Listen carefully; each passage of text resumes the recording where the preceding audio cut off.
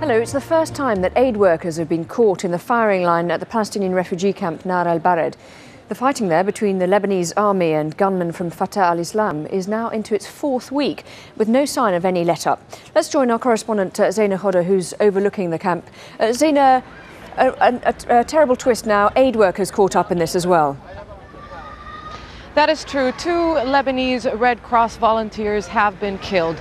Now, there are conflicting reports on what exactly happened, but we do know that the incident took place in the northern entrance of the Nar al-Bared camp. Now, Red Cross sources are telling us that a shell actually hit the position where the Red Cross volunteers were. We're hearing statements from army sources telling us that they were killed by machine gun fire, which emanated from inside the camp.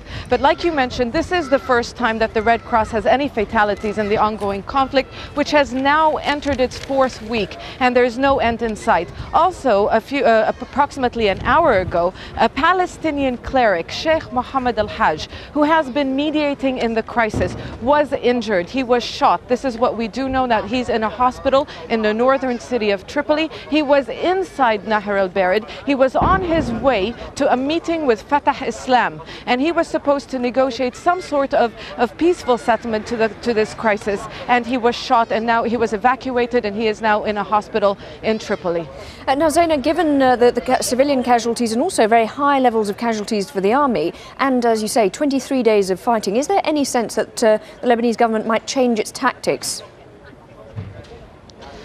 It is unclear, but no, the Lebanese army and the Lebanese government are bent on wiping out Fatah Islam. Now, late yesterday, a leading Sunni cleric in Tripoli, Dr. Fathi Yakan, said negotiations have reached a dead end. He was negotiating with Fatah Islam, and he said that the decision is not anymore in their hands. In his words, the decision is now in the hands of the international Qaeda network. Now, Sheikh Mohammed Al-Hajj, I spoke to him earlier today before he actually went into Nar al-Bared to negotiate with Fatah Islam. And he said he was optimistic and that he felt that some sort of an agreement could be reached. And he said that he would use, in his words, religious reasoning with Fatah Islam to try to make them surrender their weapons and surrender themselves to the authorities. Now, the very fact that he has been wounded means that we're back to square one, another setback in efforts to try to find a peaceful end to this crisis. And as you can hear, the shelling continues. We're on the 23rd day of this conflict, and there is no immediate end in sight. Okay, and Zaina, given the fact that 2 Red Cross workers have been killed, how difficult is it now going to be for organisations to take aid in? Presumably there are still some refugees stuck in there who need help.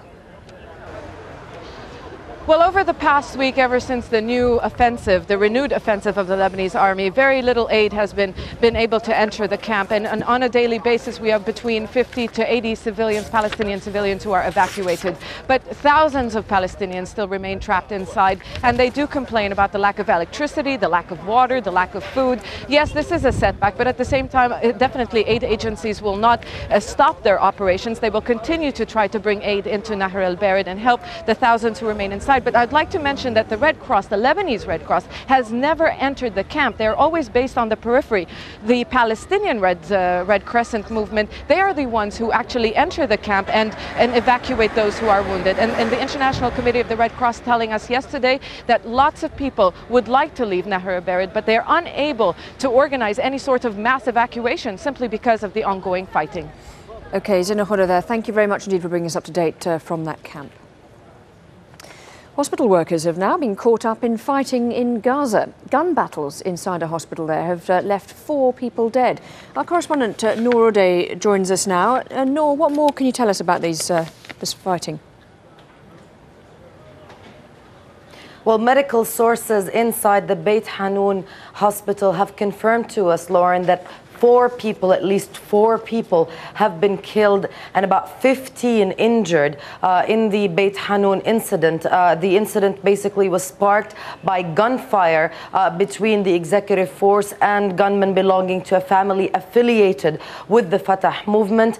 Those gun battles started outside the hospital and they extended to inside the hospital, inside the wards of that hospital. So many of those wounded and killed were actually actually being treated for wounds or other ailments inside the hospital. We've also heard reports that the electricity generator of the hospital has caught fire, and this is jeopardizing the entire hospital because this generator is positioned next to the oxygen depository of the hospital. If that fire continues and extends to that depository, then the hospital is facing a very serious threat to its entire existence.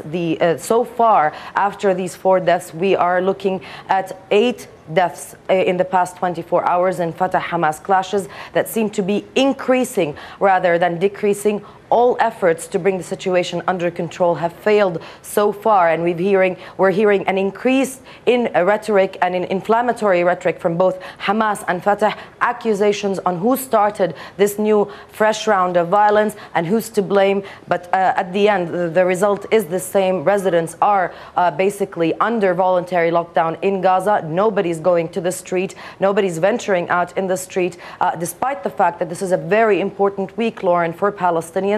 This is the week of final baccalaureate exams for high school students who would go on to college. If they do not finish these exams, they will not be able to attend college. So this is a week that everybody was looking forward to, an end of the school year for high school students. It does look right now that these exams will probably be disrupted because of the ongoing violence. Okay, thanks very much indeed for that, Noor. Well, let's return to our top story about the 2 aid workers who've been shot in Lebanon. Joining us on the phone from Beirut is Virginia de la Guardia from the Lebanese delegation of the International Red Cross. What more details do you have about this incident?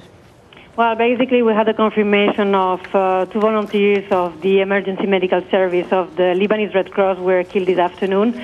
Still unknown how they were killed, but we have the confirmation that both of them were killed. One of the wire reports said that they were shot at from inside the camp. Is that what your understanding of events? We don't have any confirmation yet. It's very difficult to really have the right information so far. So what we know is that both of them were killed while they were in the ambulance, but we don't know yet how they got killed.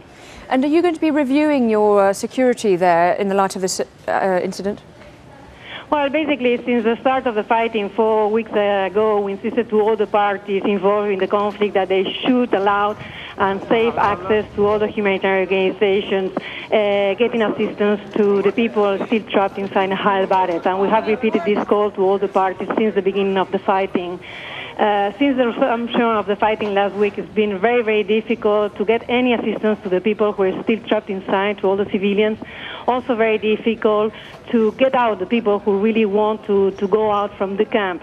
And the assistance right now in terms of food and water has been really very little because it's very difficult to get inside. And whenever we have the opportunity, we bring the assistance inside the ambulances. And this means only half a ton of food or some water. But of course, the humanitarian situation is getting worse and worse over the days. And as we were saying, there's been 23 days of this fighting. How would you describe the conditions inside for people who are living there? The conditions are really very, very difficult. I mean, the people we evacuated yesterday, and since Sunday we evacuated 267 people. They're really shocked. I mean, they're having under very heavy fighting for the last weeks, and they have plenty of family members who are still inside. We know that there's been civilian infrastructure that has been destroyed, and most of them, I mean, the people who were evacuated by the teams of the Palestinian Red Crescent and the Lebanese Red Cross, they said that, I mean, most of them, most of these civilians are women, many of them pregnant. There are also many children. We also evacuated babies and elderly. Okay, Virginia de la Guardia from the Lebanese delegation of the International Red Cross, thank you very much for your time.